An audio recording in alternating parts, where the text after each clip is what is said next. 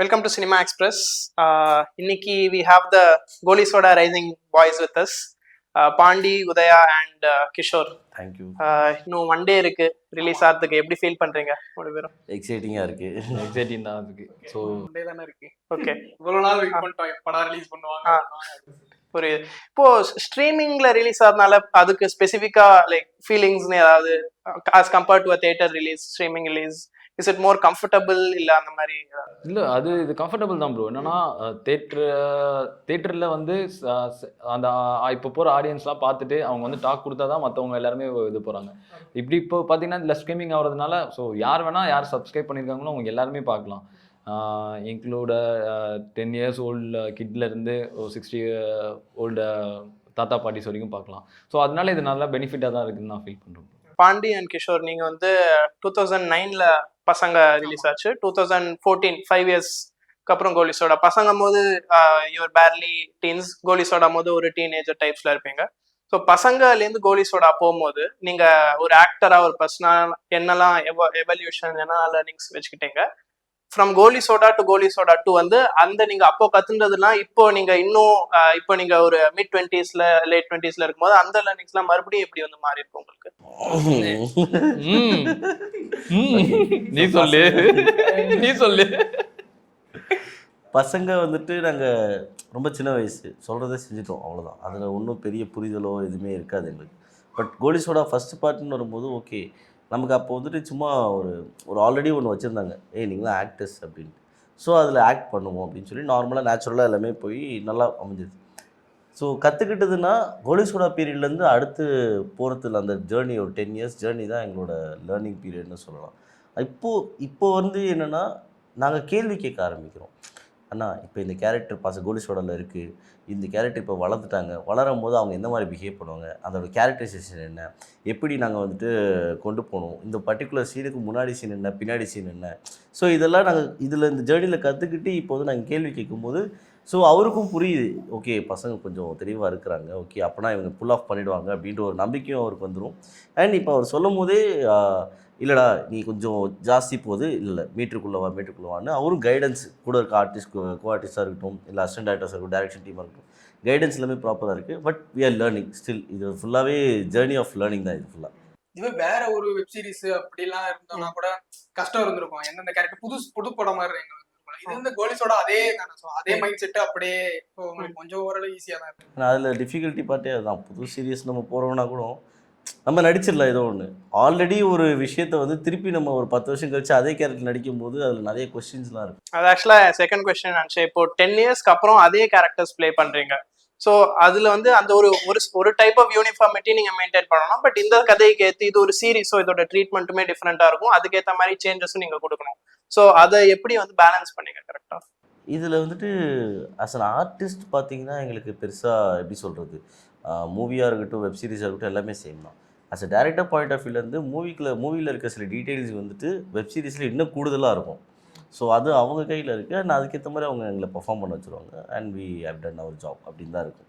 இப்போ உங்களுக்கு வந்து ஸ்ரீராம் வந்து ப்ளே பண்ணியிருந்தார் அவங்க கேரக்டர் வந்து நீங்கள் இப்போ எடுத்து ப்ளே பண்ணும்போது ஏற்கனவே ஒரு கேரக்டர் ரெஃபரன்ஸ்க்கு இருக்கு, அதோட எமோஷன்ஸை நீங்க இப்போ உங்களோட இதுல கொண்டு வர போறீங்கிற போது என்ன மாதிரி சேலஞ்சஸ் இருந்துச்சு? எப்படி நீங்க வந்து அது சேலஞ்ச் தான் ப்ரோ. எந்த மாதிரி சேலஞ்ச்னா அது ரொம்ப டிஃபிகல்ட்டான ஒரு சேலஞ்ச் தான். என்னன்னா ஆல்ரெடி வந்து கோலி சோடா பிளாக் பஸ்டர் மூவியில் ஸ்டேட்டிங்கிற ஒரு கேரக்டரை அவர் ப்ளே பண்ணி அவருக்குன்னு ஒரு ஐடென்டிட்டியை கொடுத்துட்டு போயிருக்காரு. ஸோ அதையும் பார்த்து நானும் அதில் எக்ஸ்டாப்ளிஷ் ஆகணும் அப்படின்னு நினைக்கும் போது ரொம்ப டிஃபிகல்ட்டான ஒரு கஷ்டமாக தான் இருந்தது.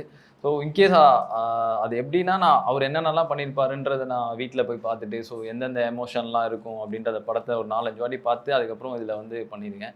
ரொம்ப கஷ்டமாக தான் இருந்தது. அதை ஃபில்ஃபில் பண்ணியிருக்கேன்னு நினைக்கிறேன். நீங்கள் தான் பார்த்து. ஸோ எமோஷன்ஸ் நீங்கள் அந்த பழைய படத்தை பார்த்து உங்களுக்கு ஒரு கேரக்டரோட ஐடியா இருக்கட்டும், but when it comes to ஒரு பாடி லாங்குவேஜாக இருக்கட்டும், ஒரு டைலாக், அவங்க பேசுகிற ஒரு ஸ்லாங், அந்த மாதிரி இல்லாமல் நுவான்சஸ் நீங்கள் மெயின்டைன் பண்ணணும்னு ஐயா ஸ்ரீராம் அப்படின்னா போதும் ரெடி. அதில் அந்த படத்தில் எப்பவுமே மேனரிசம் ஒன்று இருக்கும் எப்படி பண்ணுறது. ஸோ அதை எடுத்து பண்ணுறது டைலாக் டெலிவரின்ற போது அவரோட மாடுலேஷன்லேயே நம்ம வரது ரொம்ப கஷ்டம் தான்.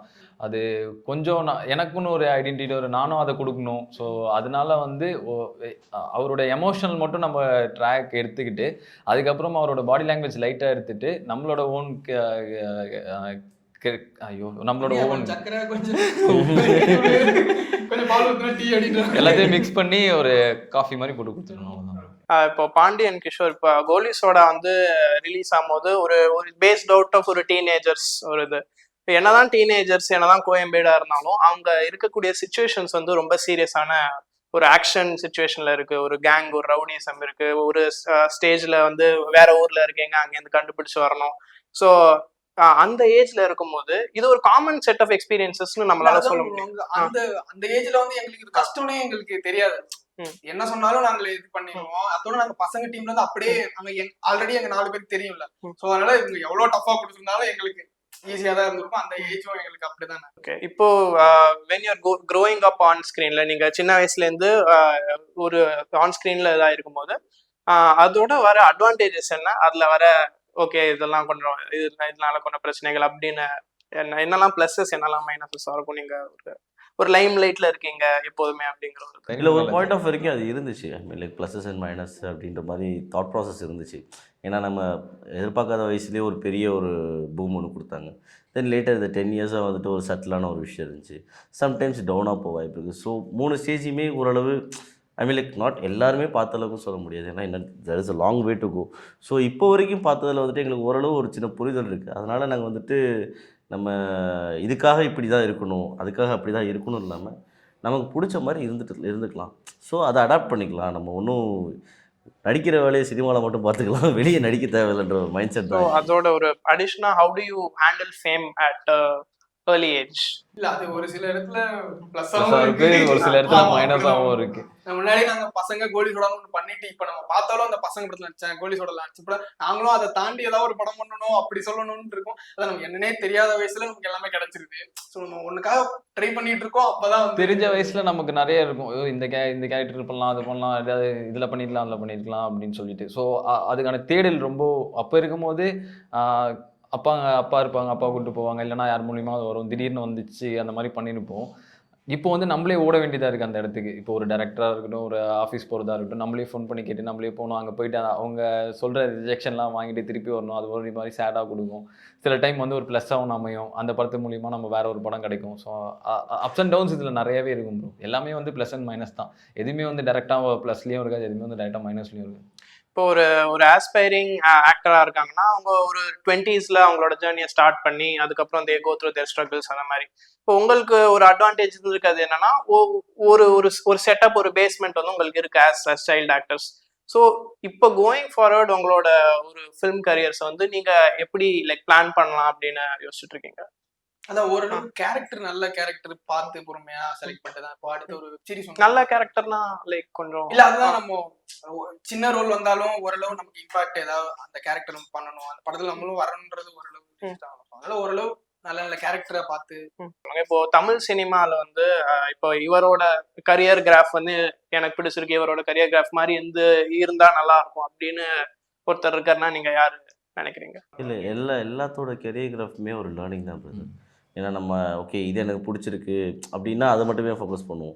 ஸோ இந்த கிராஃப் எப்படி இருக்குன்னா எனக்கு இதில் காமனாக வந்துட்டு தோணுது என்னென்னா அவங்க அந்த ஒரு பொசிஷனாக இருக்கட்டும், இல்லை அந்த கிராஃபை மெயின்டைன் பண்ணுறதா இருக்கட்டும், what they are doing out of cinema, அவங்கள பார்த்துக்கிறதா இருக்கட்டும், இல்லை அவங்கள டேக் கேர் பண்ணுறதா இருக்கட்டும், அவங்க ஏதாவது ஸ்கில் புதுசாக இருக்கிறதா இருக்கட்டும், சம் நாவல்ஸா, இங்கிலீஷ் மூவிஸா, ஏதோ ஒன்று சம் ஆஃப் அதர் மூவிஸ் பார்த்துட்டு அதில் என்னென்ன இருக்குன்னா பார்த்துட்டு அவங்க லேர்ன் பண்ணி அடுத்த ஸ்டெப்பை எப்படி மூவ் பண்ணுறாங்கன்றது வந்துட்டு அவங்களோட எப்படி சொல்கிறது, அவங்களோட ஒர்க் பியாண்ட் கேமரா அப்படின்றது வந்துட்டு எனக்கு இன்ஸ்பைர்டு எப்போதுமே. ஃபார் எக்ஸாம்பிள் நீங்கள் ஒரு சோஷியல் ரெஸ்பான்சிபிலிட்டி அந்த மாதிரிலாம் பேசுகிறீங்களா? இல்லை ஒர்க் பியாண்ட் கேமரானா இப்போ எக்ஸாம்பிளுக்கு நான் தளபதி சார் சொல்கிறேன் நான். ஸோ அவர் ஃப்ரேமில் வந்தாலே போதும். ஆனால் அவரோட ஃபிசிக்கை மெயின்டைன் பண்ணுறதுக்கு இத்தனை வருஷமாக ஒரே ஃபிசிக்கை மெயின்டைன் பண்ணி அதுக்குன்னு ஒரு எஃபர்ட் போடுறாருல. அவர் ஜஸ்ட் லைக் தட் அப்படி வந்தாலே போதும், ஆனால் அதுக்குன்னு ஒரு எஃபர்ட் போடுறாருல. ஸோ அந்த எஃபர்ட்டு தான் சொல்கிறேன் நான். இப்போ 14-15 இயர்ஸ் இன் தமிழ் சினிமா வந்து இண்டஸ்ட்ரி வந்து என்ன மாதிரி சேஞ்சஸ், என்ன மாதிரி மாறி இருக்குன்னு நீங்க ஃபீல் பண்ணுவீங்க? அளவுக்கு பெரிய ஐட்டமா அப்சர்வ் பண்ணிருப்பீங்க நீங்க பசங்க ஷூட்டிங்ல இருந்து இதெல்லாம், இந்த விஷயங்கள்லாம் இப்போ புதுசா இருக்கு, இப்போ இதெல்லாம் இந்த மாதிரி நடக்குது அப்படின்னு நீங்க நோட்டீஸ் பண்ணி இருக்கக்கூடிய சேஞ்சஸ்.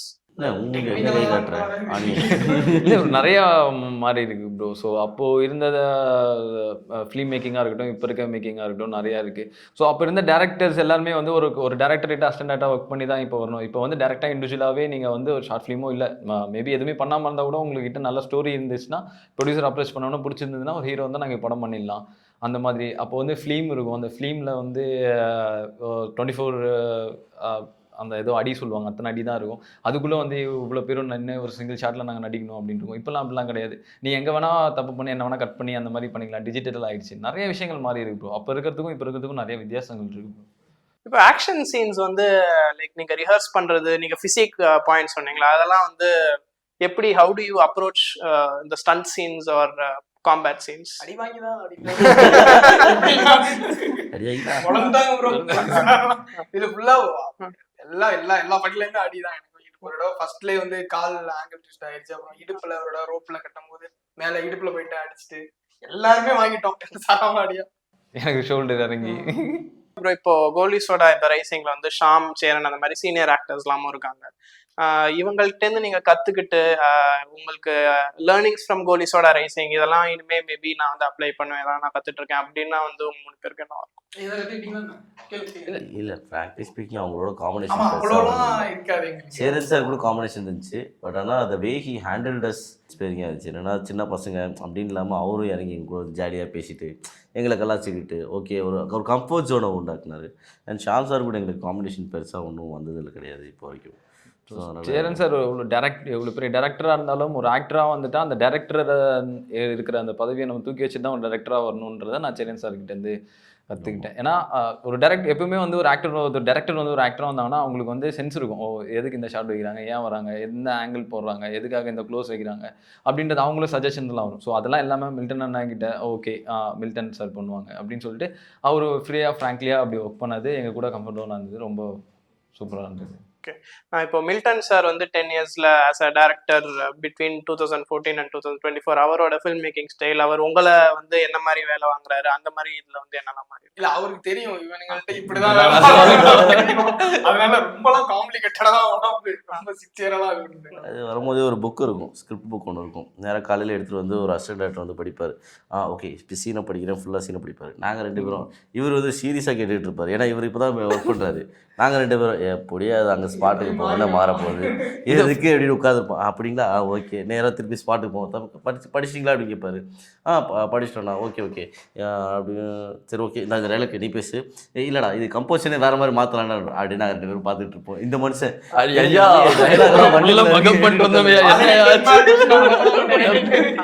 ஆக்சுவலா இது நானும் சில இன்டர்வியூஸ்ல கேள்விப்பட்டேன். டைலாக்ஸ்னா இதுதான் டைலாக்ஸ் அப்படின்னு இல்லை, இம்ப்ரவைசேஷன் வந்து செட்ல நடந்த மாதிரி இருந்துச்சுன்னா அது எக்ஸாக்டா என்ன நடந்துச்சு அது கொஞ்சம் இல்லை சார். ஒரு பர்டிகுலர் டைலாக் வந்தாகணும்னா அந்த பர்டிகுலர் டைலாக் கன்ஃபார்மாக அது இருக்கும். பட் ஆனால் அதை சுற்றி நடக்கிற சில விஷயங்கள் இருக்குல்ல, லைக் இப்போ நம்ம பேசும்போது நீங்கள் ஒரு பர்டிகுலராக ஒரு டைலாக்ஸ் எடுத்துகிட்டு வந்திருப்பீங்க, இதுதான் கேட்கணும் அப்படின்ட்டு.